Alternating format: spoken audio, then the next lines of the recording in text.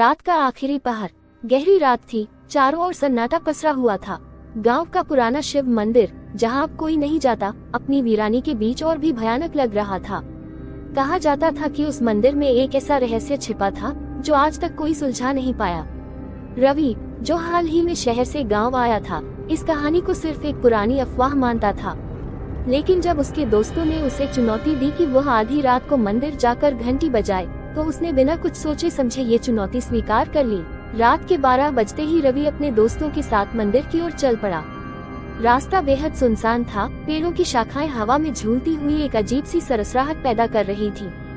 हर कदम के साथ रवि का दिल तेजी से धड़कने लगा, लेकिन उसे अपनी हिम्मत पर पूरा भरोसा था।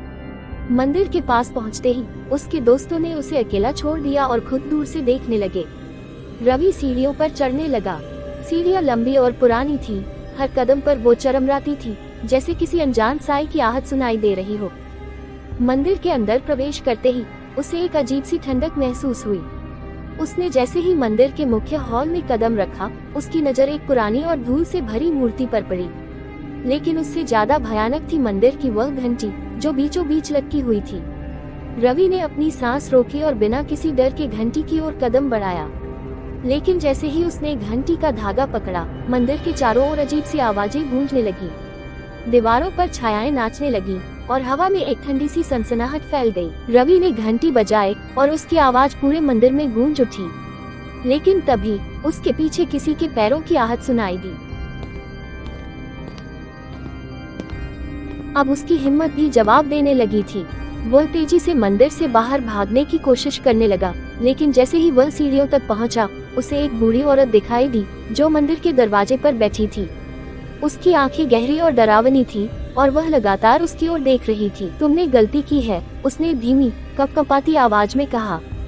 जो इस मंदिर में आधी रात को घंटी बजाता है, उसकी आत्मा इस मंदिर में हमेशा के लिए कैद हो जाती है। रवि का चेहरा पीला पड़ गया, उसकी टांगें कांपने लगी और वह पीछे हटने लगा। तभी उसकी नजर मंदिर के फर्श पर पड़ी।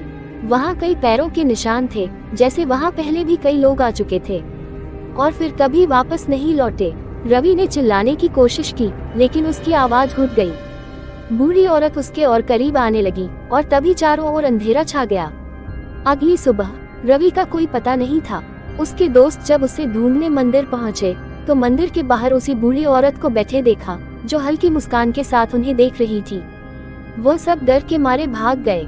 पर गांव में अब एक नई कहानी गूंज रही थी। जो भी उस मंदिर में आधी रात को जाता है, वो वापस कभी नहीं आता। शिक्षा, कुछ रहस्य कभी नहीं सुलझाए जाते, क्योंकि उन्हें छेड़ना अपने विनाश को बुलावा देना होता है।